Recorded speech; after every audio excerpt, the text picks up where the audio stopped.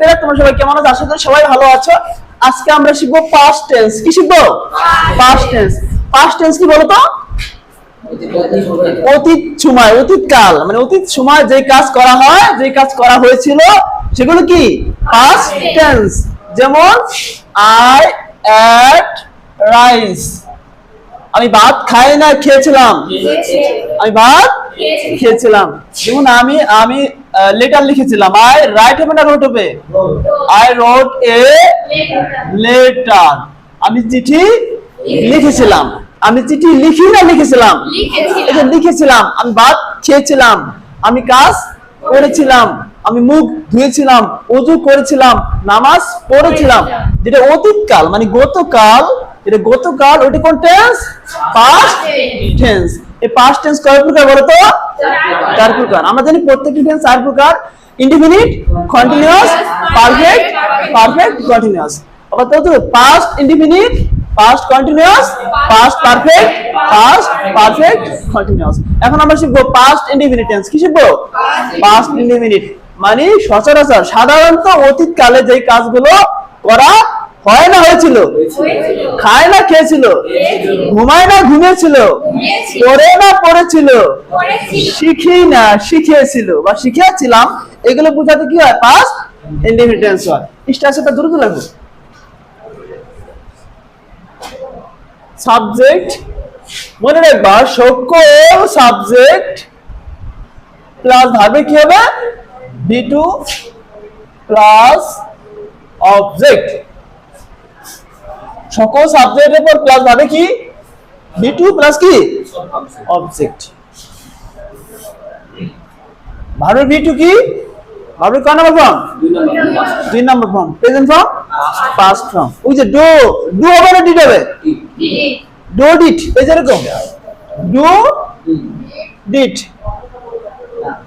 বলো তো এখানে 2 নাম্বার কোনটা? কথা বলতে হবে আমার সাথে। আচ্ছা বলো তো এখানে 2 নাম্বার কোনটা? পয়েন্ট। বলো তো এখানে 2 নাম্বার কোনটা?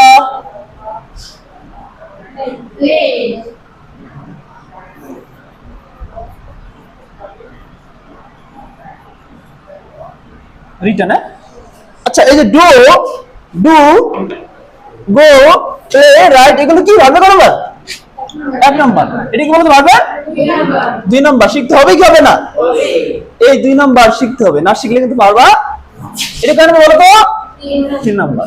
V1, V2, present form, past form, past participle. এটা কোন ফর্ম? কোন ফর্ম? Past form. মনে রাখবা ভার্বের পাস্ট ফর্মই হচ্ছে পাস্ট ইনডিফিনিট টেন্স। ভার্বের কোন ফর্ম? পাস্ট ফর্ম হচ্ছে কি ভার্বের? না, ভার্বের পাস্ট ফর্ম হচ্ছে পাস্ট ইনডিফিনিট টেন্স। কি টেন্স? Past indefinite tense. মানে V2 মানে পাস্ট ইনডিফিনিট টেন্স। V2 মানে কি? Past indefinite. আচ্ছা V1 মানে কি? Present indefinite tense. এটা মাথায় রাখবা। V1 মানে কি? Present indefinite tense. আর V2 মানে পাস্ট ইনডিফিনিট টেন্স। এখানে পাস্ট ইনডিফিনিট টেন্স লিখে দিতে হবে। চল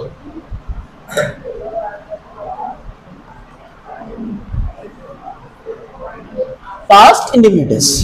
সকল সাবজেক্ট, সকল সাবজেক্ট বলতে আয়ের পরে V2 হবে। মনে রাখবা আয়ের পরে কি?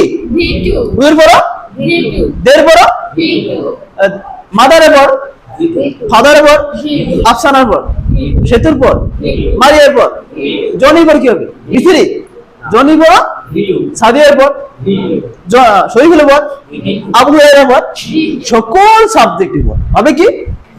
বাংলাদেশের পর কি হবে? শেখ হাসিনার পর, খালেদা জিয়ার পর V2 হবে। সকল সাবজেক্টের পর কি হবে? V2 হবে। এটা মাথায় রাখবা। কোনো ঝামেলা আছে এখানে? কোনো ঝামেলা নাই।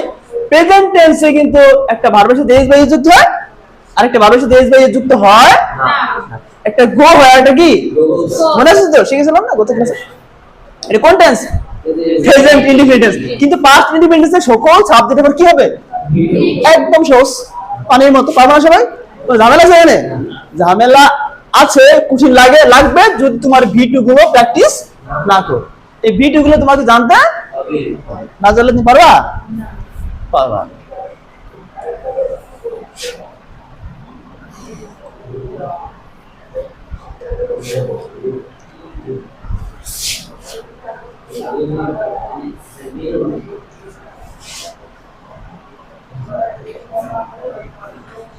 এই দেখো, এটা পাস্ট ইনডিফিনিট ঠিক আছে। এটা ভার্বের কি করে বলো তো?